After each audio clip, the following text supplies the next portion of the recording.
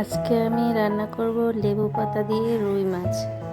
অনেক রকমের মাছ দিয়েই লেবু পাতা দিয়ে রান্না করা যায়, তো আমি আজকে রুই মাছ নিয়েছি। আসসালামু আলাইকুম, সবাই কেমন আছেন? আমরা আলহামদুলিল্লাহ আল্লাহ তাআলার অশেষ রহমতে ভালো আছি। আরও একটি নতুন ভিডিওতে সবাইকে স্বাগতম। তো আমি এখানে রুই মাছটা ছোট ছোট টুকরো করে নিয়েছি, আর এর মধ্যে হলুদ, মরিচ, ধনিয়ার গুঁড়া, আদা রসুন বাটা, পেঁয়াজ, কাঁচামরিচ, লবণ, তেল সব কিছু দিয়ে একসাথে মাখিয়ে নিয়েছি। কিছুক্ষণ মাখানোর পর এটার মধ্যে আমি পরিমাণ মতো পানি দিয়ে দিলাম। তারপরে যে ঢাকা দিয়ে ঢেকে দিয়েছি, ঢেকে দিয়ে চুলাটা অন করে দিই। এই যে আমার মাছটা বলক চলে এসেছে। এটা রান্না করতে খুব বেশি সময় লাগে না, তো আমি চুলায় রান্না বসিয়ে চলে এলাম ছাদে।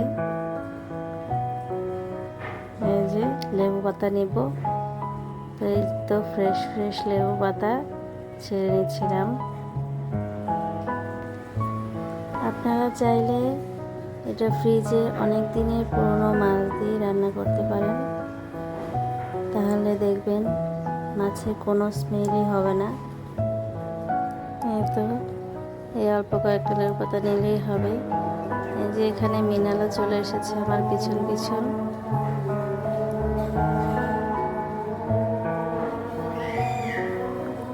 এই তো আমার তরকারিটা প্রায় হয়ে গিয়েছে। এই পর্যায়ে আমি লেবু পাতাগুলো ভালো করে ধুয়ে এর মাঝখানের যে শক্ত অংশটি সেটা ফেলে দিয়ে এইভাবে ছিঁড়ে দিচ্ছিলাম। এর মধ্যে আমি বিলেতি ধনিয়া পাতাও দিই। এই তো আমার রান্না হয়ে গিয়েছে। এই পর্যায়ে আমি চুলাটা অফ করে কিছুক্ষণ ঢাকনা দিয়ে ঢেকে রেখে দিই। বাস, আমার রান্না তৈরি হয়ে গিয়েছে। এই পর্যন্ত যারা কষ্ট করে আমার ভিডিওটি দেখেছেন তাদেরকে অনেক অনেক ধন্যবাদ। সবাই আমার জন্য দোয়া করবেন, আমিও সবার জন্য দোয়া করি। ভালো থাকবেন। আমার ভিডিওগুলো ভালো লাগলে আমার চ্যানেলটি সাবস্ক্রাইব করে আমার পাশে থাকবেন। সবাইকে অনেক ধন্যবাদ। আসসালামু আলাইকুম।